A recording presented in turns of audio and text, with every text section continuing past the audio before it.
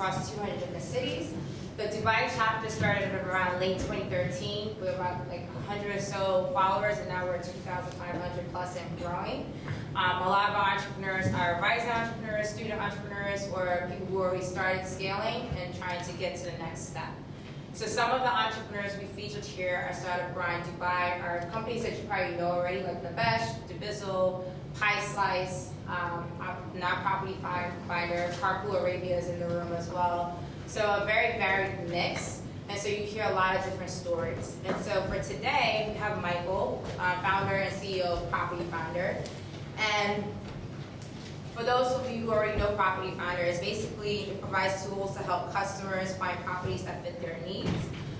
He launched it in 2007. 2013, it was the SME Online Business of the Year, and also made Dubai SME 100. And prior to that, your career was centered around PwC and an MBA in finance. And so, welcome, Michael. Thank you so much for coming. So, first I'm going to start off by asking you to just give a quick overview of yourself and why PropertyFinder. Let us know how you got started. So, maybe going back a little bit before PropertyFinder, just to introduce myself. My name is Michael. I was born in Switzerland, grew up in a small city called Geneva, and came to Dubai in 2005. Actually never planned to move out here, but transited through Dubai on a holiday. And it appeared to be a pretty vibrant city where there was something pretty big that was going to happen. It was back in the days where you could see the models of the Burj Khalifa being sold, and there was plans of building the Palm Island, and the marinas was just fully under construction. And so I figured that if 10% of the plans that they have delivers, that's going to be a lot of property on the market. And so I quickly realized that there wasn't any media for property, so people were just flipping through this Golf News supplement. For those of you who've been here long enough, remember that fat supplement of freehold properties. And after 3 pages, your fingers were blue, and it was just horrible to find something through it. And so I thought, okay, there is obviously an opportunity here to create and build a media to search for property. So back in the days in 2005, internet penetration was about at 40% here. And so we couldn't really rely just on the net in order to provide leads to real estate agents. So we thought, okay, let's start with the print and have an online presence. And so the plan was always to move to online, but we could really generate leads initially in the beginning with the print. And so we started with a free distributed magazine 70,000 copies every 2 weeks that we distributed across Dubai and Abu Dhabi. And it got really good momentum because real estate agents were quite happy to have an alternative to Golf News. It was quite hard on their prices, and as we started gaining traction, we hit the brick wall. And the brick wall was basically Golf News, who had signed all their customers on exclusivity agreements. Basically, they said to real estate brokers, you can have 93% discount if you advertise exclusively with us. Because they were the bigger player, go beat that, right? So it was really hard to keep the real estate agents on board because they had to choose either Golf News or the little publication that we had. And we fought our way, and we were convincing customers that they needed to keep their freedom and continue advertising with other mediums. And we were close to bankruptcy at some point. It was in 2007, and we got a call from a strategic player in Australia called REA Group, which is a subsidiary of News Corp. And so they own the largest property portal in Australia, and they came to the UAE, and they wanted to enter the market of the UAE. Obviously, they had heard of Dubai and the craziness happening and all the building and all of that, and they wanted to enter the market. And so they came out, they did their due diligence on the entire market, they met some of the competitors, they even met Golf News, they met some of the brokers, and they figured, all right, this is a pretty good team that we could, invest in and make an entrance in this market. obviously for us, it was like gold because we were really tight on finance. It just had finance that with my own savings, and so they came in and they decided that they were going to make an investment and acquire 51% of the business, and so quickly when they came on board, we figured, all right, we're never going to beat Golf News with the print. Let's kill the print and let's move fully to online. And so we decided to kill the publication, and this is where, and we even decided to rebrand. So we thought, all right, let's go totally undercover so that they don't link the website with the publication and they don't start to extend their exclusivity agreement to the online part. And so we rebranded and we bought the domain name PropertyFinder.ae. I remember paid $35,000 at the days for it. And it was worth it, to be honest. I mean, it's an investment that's usually worth it to buy a good domain name. Yeah. And then these guys, realestate.com.au in Australia were generating back in 2007 already $80 million of revenues just with one URL, right? Wow. So I figured these guys must have a business model I don't understand. Let me try and figure that one out. And so we went and spent some time in Australia and understood their business model and their How business much model. time did you spend in Australia? I guess we spent, I went probably 10 times, right? Spent times with the sales, spent times with their marketing, and basically learned the business and learned their business model, which was a subscription business model, which is beautiful because basically it's recurrent revenue that comes in every month, right? And so you sell a basic subscription and then you sell them premium products to compete for the top spots, and it's just money coming in every month. As long as you send leads to real estate brokers, they'll keep on paying their subscription, right? And So I guess, just to backtrack a little bit, because you gave a full background history of what happened with PropertyFinder. Just going back to the financing, you say you started with your savings. How did you know how much money will last for how many months, and how did that work out? So when I did the first plan, I thought I was going to be break even on the 8th month, and I thought I was going to be a multi-millionaire on the 18th month. Okay. That obviously didn't quite work out. Okay. So, started with $200,000 was pretty much the money, the funding that we started with. Okay. And I didn't really, like I said, if there's one thing that you know when you do a plan, it's that plan is not going to happen. That's the only sure thing that you know. I mean, the joke in the valley is that your business plan just basically you throw out the window once it's the first customer. So that's the reality. And one thing you said is that we're close to bankruptcy, and then you had an investor come in. 51% of the company is what they offered. That's something that comes up a lot. Like, should I bite the bullet and take an investor come on with that big equity amount, or should I try to keep chugging and bootstrapping? So how did you make that decision and why? So, to be honest, the decision was pretty easily made for me because I didn't really have the choice, right? So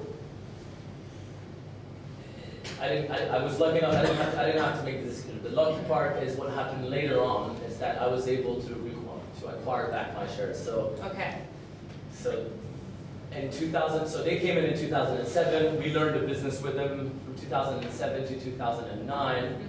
And in 2009, when the financial crisis I was gonna ask you hit about the world that. and hit Dubai, the Australians, got a little bit cold feet about being in this part of the world, and they said, all right, we need to refocus on our core business, and we need to cut costs on all our other operations. And so I saw an opportunity there to acquire the shares back from them, and it was the middle of the crisis. It was right at the time when there was this article saying that people were fleeing Dubai and leaving their car at the airport, and obviously that wasn't all true, but I used the perception that Dubai was going to become that ghost city that everybody said, and then bought my shares back, my 51% back. So it was a good time at the same time that it was crashing. So the good thing is that the crisis, I was able to not only use their financing, but use the learnings with their Australians to learn how the business model.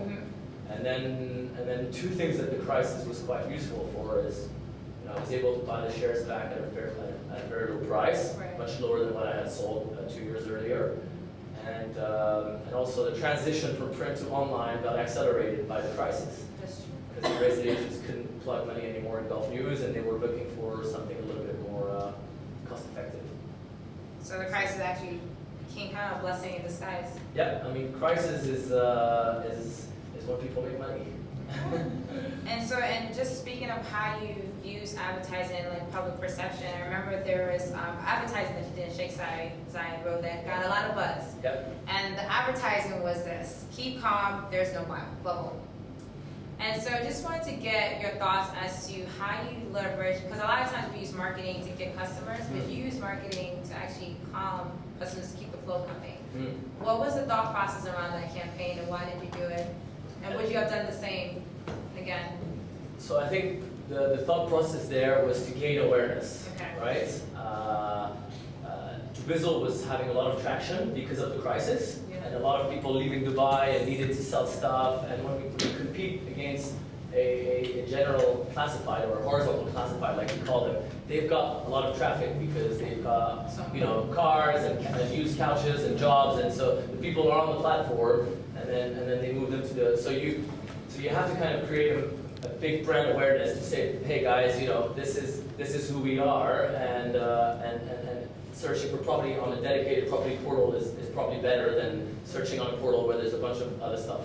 Okay. And so the idea was, okay, how do we create awareness when you have limited budget? Because we had limited budget back in 2013 when we did that, 12, 13. And so, I guess, doing something a bit cheeky and a bit daring, and it was right in the moment where there was a rebound, and everybody was saying, the real estate there's another bubble, kind of in 2013. People were talking about that other bubble, and so I thought putting the word bubble on the building in huge was going to get some social. We actually got a call from His Highness office after a month, and he said and they called the advertising actually company and said, okay, we like the advertising because it's a positive message for Dubai, but when is it coming down? All right, we'll take it down.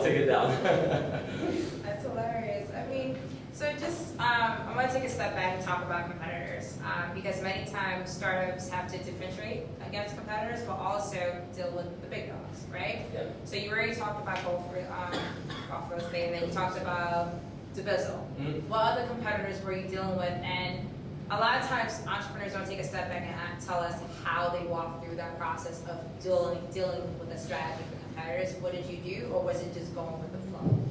So I think the first part is to recognize that you've got competitors, because sometimes you're so into your thing when you're an entrepreneur, and most entrepreneurs, when you ask them, so who's your competitor, they say, oh, we don't have competitors. Of course you have competitors, just face it, there are competitors. So the first thing is to take a step back and look at it, and then think of the angle that you can beat them. So, like I said, Gulf News, we knew, head to head, print against print, we're never going to beat them. Let's go with digital, and let's take them from behind. And that's what we did. And today they're non-existent in terms of property classified. With Dubizzle, they're still a strong competitor, but I think it's okay. It's offering a better search experience than what they're doing. It's offering a better content, so people do get tired after a long time seeing fake listings and talking to this guy. And you know what? I just want to have an apartment. If I have to pay a little bit of a premium, or if doesn't matter. I'll go through a broker, right? Because we only cater to brokers. If you're an end user, you can't advertise on the sites. Right. So that gives us a lot of control on the quality. And people will go to Dubizzle, but once they come to us and they test us, they usually say, all right, this is heaven, this is easy to find, these guys answer the phone, they know what they're talking about, and so we just have to offer better service, I guess. Okay. And just a quick question about how did you do this? Obviously you didn't do this alone. So 2 questions. How did you go about hiring talent, and where did you go to find them? Because that's something that's very difficult for startups when you don't have enough money to run the business, let alone hire people to help you with the business.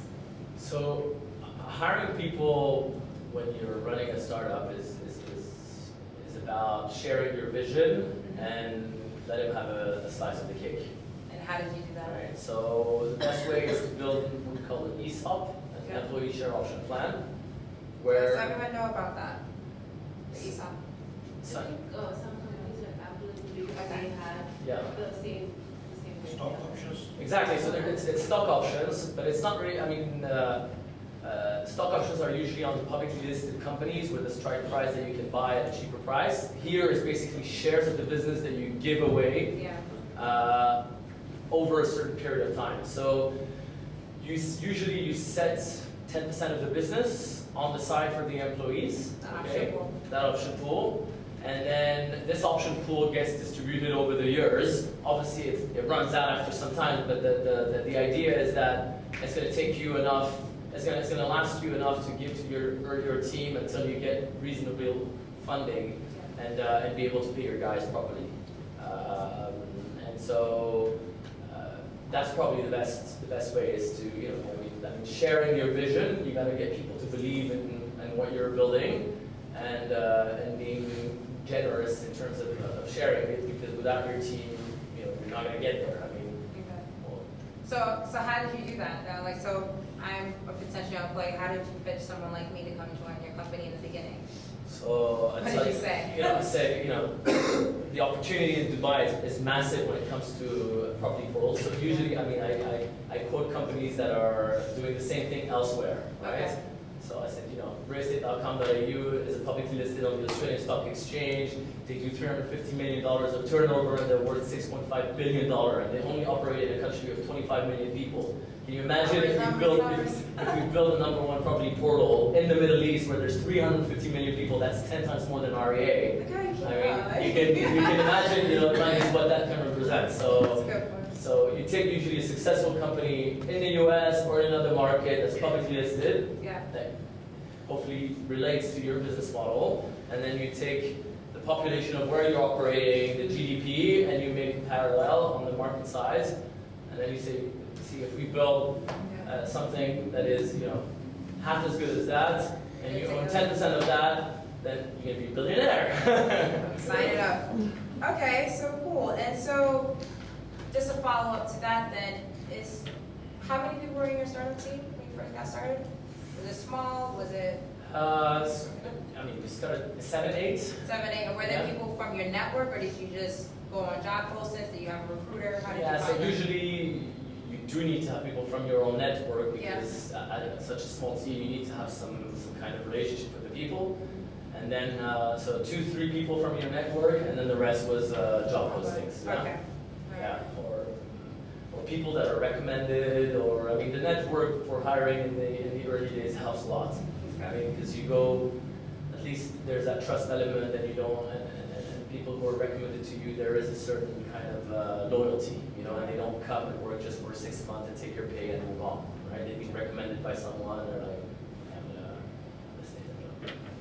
So I'm going to transition into some questions about now, not so much about PropertyFinder, but your opinions about the startup ecosystem of Dubai.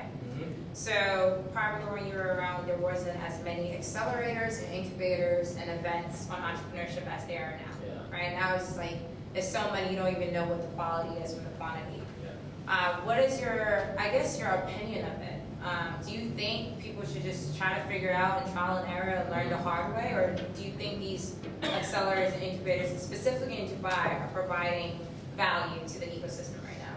I think it's good to do it a little bit, but not overdo it. I see sometimes entrepreneurs that ask themselves too many questions and try to get information about how do you do this and that. The most important is that you have your vision, and then you try to focus on your operations and on your product more than really all about, because the problem with all these startups and incubators and all of that things is they're rarely going to tell you how to build your product and how to execute it. They're going to tell you all the fluff around it, right? How much you need to raise and how you're raising and all of that. But ultimately, what you need to have is to have the right product and get your first customers. Okay. So honestly, I never thought that it would come to that level, because 10 years ago there was no entrepreneurs in Dubai. There was like family businesses. Exactly, because you needed an employer in order to get a visa to come here. There was barely free zones in order to give you a visa. So it was a very different scene. So if accelerators and incubators are an option, not something to like really mash out on, how did you figure things out? I mean, obviously it wasn't internal. I'm not sure if you had mentors, if you just really just trial and error, or your team, like who came up with some innovations to really keep going? Because you were actually scaling PropertyFinder during a very tough period as well. Mm-hmm. So how did you go about it? Yeah, mentorship is definitely something that helps, but not asking 10 people, because everybody's, pick one of your mentors that you trust, that you believe in, that you look up to, and then, okay, I'm going to listen to this guy. Going around and fishing around and trying to get too many points of view, and then it spins your head and you're like, okay, how should I do this, And the good thing with the mentor is that they're going to keep you on track, right? They're going to tell you what to focus and what matters, Okay, this is not really important, it's not really important, just focus on that, on their execution. How do you go about it? Because one thing that we always tell entrepreneurs, like, don't be too crazy about being cautious about your ideas, right? There are some people like, I have the most innovative idea in the world, I'm not going to tell a soul, I'm going to do it, it's going to be in the market and no one can copy me. To what you're saying, to be a little bit more strategic as to who you talk to in terms of the details of your business. So talk about the ideas, but not so much the fact, the meat and bones behind it. How do you fine tune that? So again, like the idea, the best way to protect your idea is the execution, right? Just be the first one to execute. Yeah. And honestly speaking, the successful ideas are rarely the first executor. Facebook wasn't the first social network. Sure. There's been 20 networks before Facebook. They just executed better. Yeah. So overprotecting your idea is spending energy on something that is not really needed. Just focus on the execution. And then sharing your idea with investors, it's fine. What I'm saying not to share too much is not to give them more time than to your business. What I see sometimes entrepreneurs doing, they give more time to the investors, to their business, and then there's massive deception that comes along with it. I've done it. I've done the errors. Even not that long ago, I've done those errors, spending and giving too much time to investors. So, investor is almost like a guy and a girl hitting on each other. If you're too available, then that means you're needy, and the investor's going to go away. If you kind of walk away, the investor's going to come to you. It is, it really relates to that relation, and you can always make a parallel. Should I call him like an investor? If he doesn't call you, chasing him is not going to help. If a girl doesn't call you back, you chase her, it's not going to help. Yeah. So that often works. Fair enough. That's a good one.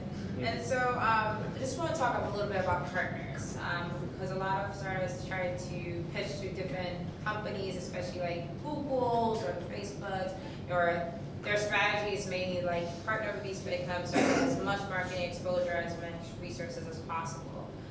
What is your recommendation as to how to partner with these companies? Like, how do you actually showcase the value of your startup to these companies, and how do you make sure you target the right ones? Because not every companies created equal in this space. I should ask you because you partner up with Google. Right? Yeah. Huh? Yeah. I can talk about that, but yeah, just want to get your opinion on it. Well, partnership are adding perception value. Okay. Right? So if you put StartupGrind on its own, or StartupGrind, Google for entrepreneurs, suddenly it's kind of Google is vet StartupGrind, and it kind of give that credibility. Has Google done much for StartupGrind? I doubt. Else then they're giving that credibility. So you need to do it at some point. Yeah. So we did a partnership typically in our earlier days with Yahoo Maktub, right? And we said that our search engine was available on Yahoo. And basically what we said to our resident agents is, if you buy a subscription with us, if you list with us, your listings are not going to be only seen in PropertyFinder, but they'll be seen on Yahoo. Or process and feel through. Sometimes you just have to find the right person. Yeah, so usually it's the business developer guys. They've got a business developer unit. You gotta harass them. You just gotta hustle. That's what I'm doing, right? That's a big part of the entrepreneurial job is to hustle. Yeah, fair enough. And another question I had for you in terms of partners, you're part of the Endeavor Network, right? Yeah. Can you elaborate on how did that support? I mean, having brand image is one thing, but Endeavor is one of those networks that really supports entrepreneurs in different emerging markets. So how does that help, and would you have done the same without Endeavor? So Endeavor, for those who don't know, Endeavor is a quite interesting organization because it's what we call social.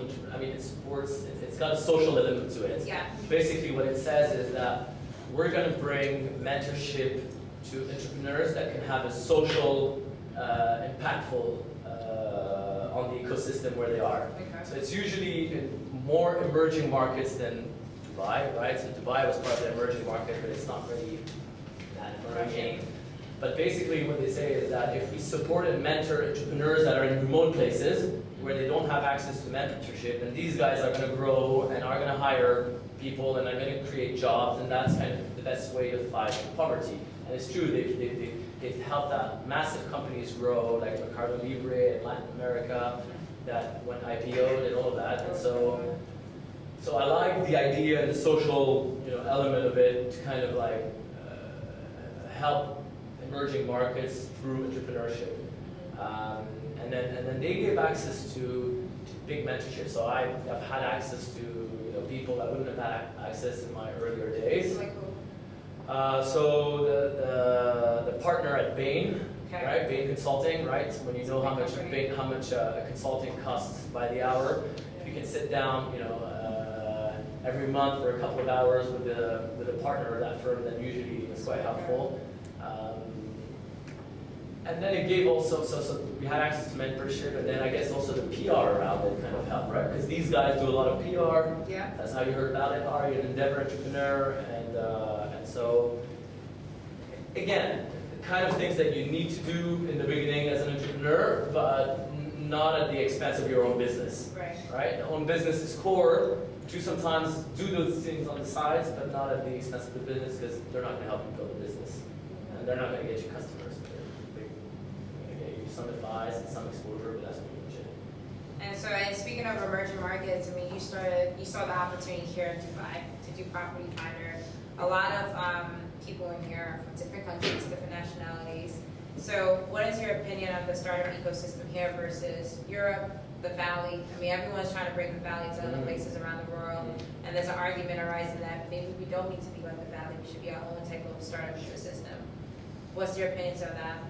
I think the opportunity is just getting started here. I mean, I can talk about the tech space, and I think most entrepreneurs today are going to be around the tech. There's got to be some tech element to it. Yeah. And so I think the opportunity is huge and massive in the Middle East. It hasn't started yet, right? I mean, how many tech businesses have been successful in the Middle East? There are not that many today, so that just tells you all the potential that there is. I think being an ecosystem or just trying to build something new that doesn't exist elsewhere is probably quite risky. Right. Why try to reinvent the wheel? Take a business model that exists somewhere else, and if it doesn't exist in the US, there's a good probability it wouldn't work here. Do you sincerely believe that? I mean, that's one thing that we've asked a lot of entrepreneurs, that packaging what's already in the US or Western markets and bringing it to places like the Middle East is kind of like, it's not pushing the belt of innovation, because sometimes in Dubai, like how life works here is very unique. So to innovate, you got to have a working business model, right? And then you can innovate, right? So Right. you first got to have a working business model, and to have a working business model, I mean, you can try and reinvent something. I mean, Skype wasn't invented in the US; it started in Sweden, right? Sure. So I mean, there's some great companies that didn't start in the US, and I'd love to see tech companies start out of Dubai and grow worldwide. The challenge here with innovation is that you need to have the right techies, right? The right engineers, the right coders, and the great coders are going to be knit by the big companies, right? So typically in India, it's extremely hard to find great coders, because all the great coders in India, they work for Google and Facebook, right? Why would they come and work for some startup and if they can work for a huge, massive company? Yeah. So it's more about the engineers that we have, and because there are not that great engineering schools or tech schools here in the Middle East, it's going to be hard to innovate on the tech. you can innovate on how you adapt the business model. So Yeah. anyway, whatever you take from the US, you need to bring it here. You're gonna have to adapt it to the central local market, yeah. culture, to the perception. You've got the Arabic to it anyway, and That's you've got, you know, people do things differently. People search for property differently in Dubai than they search in the US. So you're gonna have to innovate in your kind of localization. Right. But to start something from, you know, to innovate totally something, scratch. total new business. Yeah. I mean, I'd love to see it, but make sure that it's that you're not putting, you know, make sure that it's worth it. Gotcha. All right, so we have about 10 more minutes, so we're gonna open it to the audience. Please be short and quick and to your point, and also ask questions that can benefit the group. There's a lot of questions that you can ask offline. So any questions in the audience right now? You can raise your hand. Your first customer and how did you convince him? Your question. First customer and how did you convince him? So first customer, you sell the dream, right? Because your product is not live yet usually. So it's all about the dream and what you're going to provide to them. So basically, your first customer doesn't buy your product, he buys you, right? So you got to be extremely convincing, and you're going to be extremely convinced that what you're going to do is going to work. And so he buys promises, and that's all you have to sell.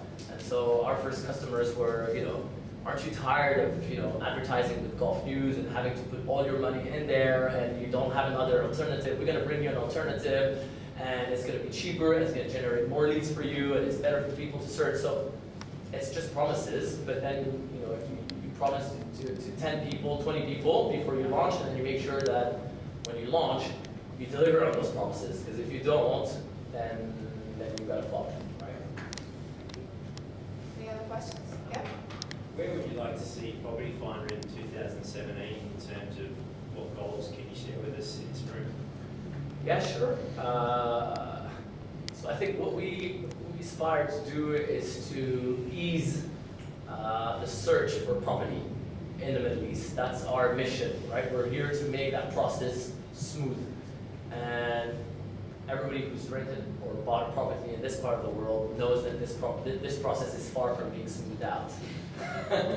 So we've got still a lot of challenge, and we work every day to make that experience seamless. So I'd like to see, you know, the business answering that need.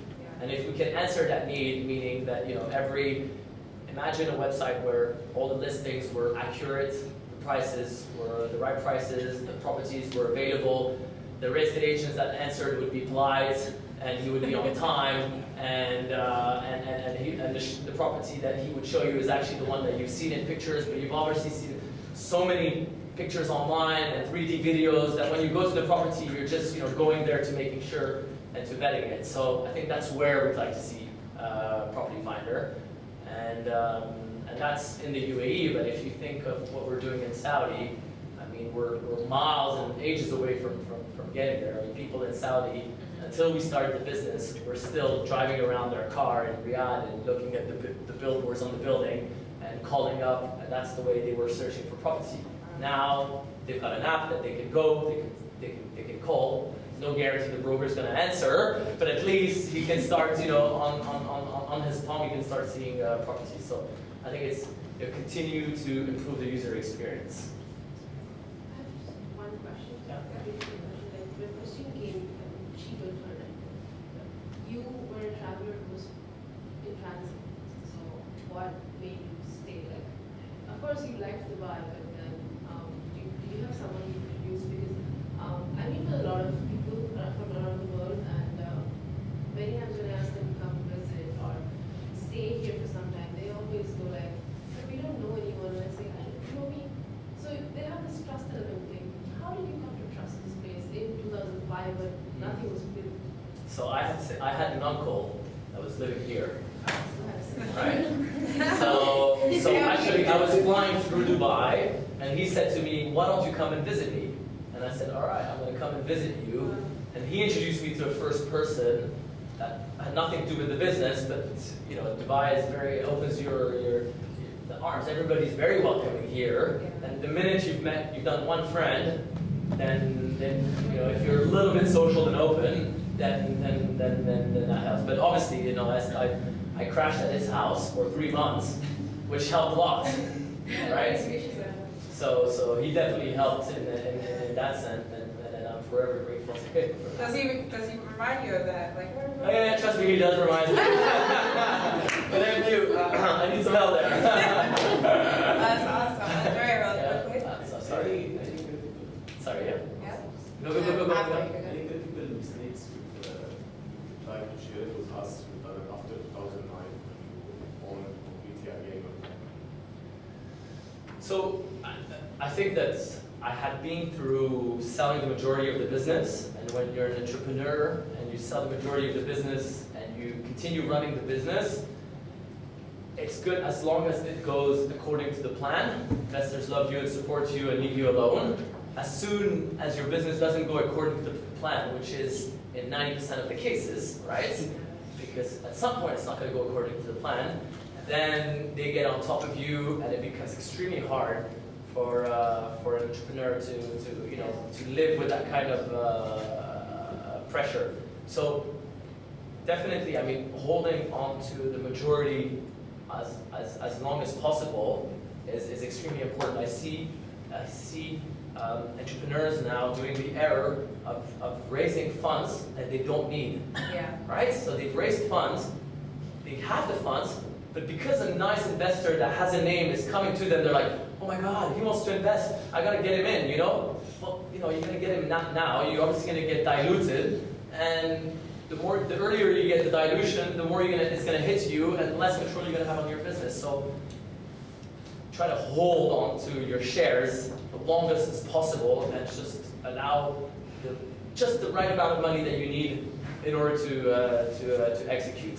And I'm so grateful to some investors that I tried to raise after 2009 when I acquired back the business. I remember going to an investor and asking him to invest, and I tried to raise it. It was a very low valuation then, and just simply because I felt like I need somebody that is with me in this adventure. And the guy refused to invest. Thank God he didn't invest, because he would have owned 20 or 30% of my company for peanuts. Yeah. So the best thing that happened was people turning down every time but there's that need that you always want to raise, and you want that kind of people to vet what you're doing and tell you, yeah, you're on the right track, you're on the right track. Yeah. Right. And when we mention real estate and properties in the UAE and beyond, we're not going to ignore Dubizo. Can you? see, when we mention real estate in this region, we're not going to ignore Dubizo. You see Dubizo as a competition, and if you actually see the competitor or competition, how have you dealt with the competition in the past, and how have you been dealing with it now? So how did you deal with the Bazaar's competition? Yeah. So Dubizzle is a platform that is for consumers, right? So it's user-generated content, and anybody can go and advertise on it, and so it's a consumer game, right? We are a B2B game on the supply, so we only take listings from real estate agents. And so what we told the real estate agents is, do you really want to have your properties to be next to direct owners? So basically, advertising on Dubizzle, you're fueling a platform that is ultimately competing with your business, because you're allowing, and they're allowing end-to-end users to meet and do business. And so you're fueling a platform that's going to make you disappear. So it was about winning the hearts of the customers to make sure that they gave us their best properties. And if we had the best properties on PropertyFinders, then the consumers would end up coming to us, right? But it's still an ongoing, battle, and they have a different offering. We have a different offering, and people say it's healthy, I guess. Yeah. Two more questions. Yeah, when it comes to managing your teams and your employees, how much of the decision-making process do you allow them to do? How much do you really listen to them and let them affect the way the company moves? So it's a good question, but I always say, if you want to grow your business, hire people that are more knowledgeable in the field that you hire them for, right? So I guarantee you that my marketing directors know 10 times more than me in marketing, that my tech director knows 100 times more than me in tech. So if you hire those people, you need to let them take the decisions, right? And you need to empower them, and you need to trust them. So trust is a big part. So I'd say I give them a lot of room, and I want them to feel, you know, as it's part of their business. So I'm not the micromanager type, and I rarely see a successful entrepreneur that is a micromanager. You have to have the key KPIs in place, and you've got to monitor that and give directions of what you want. But micromanaging is usually not it doesn't work. I'll have just 2 questions. I'll make a twist of our question because two last things are outdated. Thank you. I'd like to know. I'd like to know how you're gonna build Just Property, which is just entering with massive advertising. Yeah. But my question is about you build a marketplace where agents were unfortunately showing, as limited as a brand as PropertyFinders. So, but you don't train them. I mean, you don't own them, but they're still representing PropertyFinder when they're facing the end customers. Yeah. What would be your recommendation for, having they're offering the best experience as possible to the end consumer?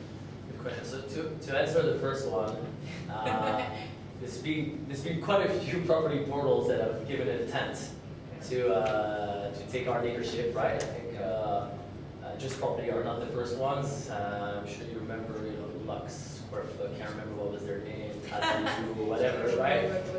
So they come in and they take those massive billboards and they think, okay, we're gonna spend more on marketing and we're gonna make it. Well, it's not just about marketing, and there's a lot of element that goes into it, and I wish them luck, and they've got a great CRM which they're selling to real estate agents, but Did you ask your agents to sign no, exclusive never. with you or something? Never. I would never want to do that, because an agent, if you ask them to sign an exclusivity with them, you're showing a weakness. That means that you can't hold them, you can't deliver, right? You want to headlock them. So, and I've hated, Confused for doing that, and I think it's such a low thing to do, right? It's very much it's somebody who doesn't believe in its product. So no, absolutely not. I let them advertise. I tell them, go try it. If it works for you, it's great. Use them in us as well if you want. I'm not saying you got to spend all your money with us.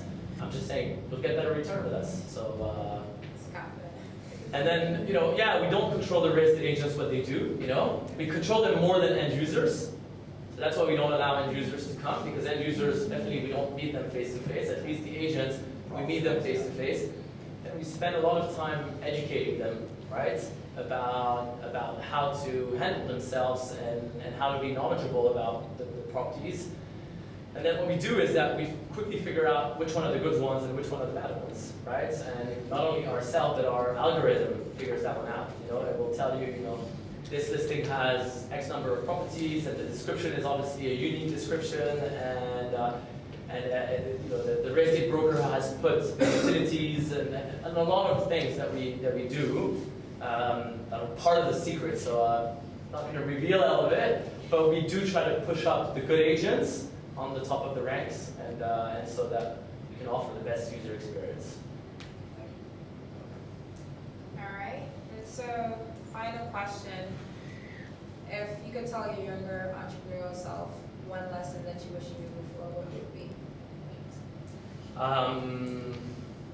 Focus on doing one thing and one thing right. Don't try to do, entrepreneurs are full of ideas, and I'm going to start this business, I'm going to do this, and then it can do this, and it can also do that, and it can also do that. Well, forget about that, and just stick to the first and the core, and just do one thing correctly. And then go. Yeah, that's it. Amazing. Thank you so much, Michael.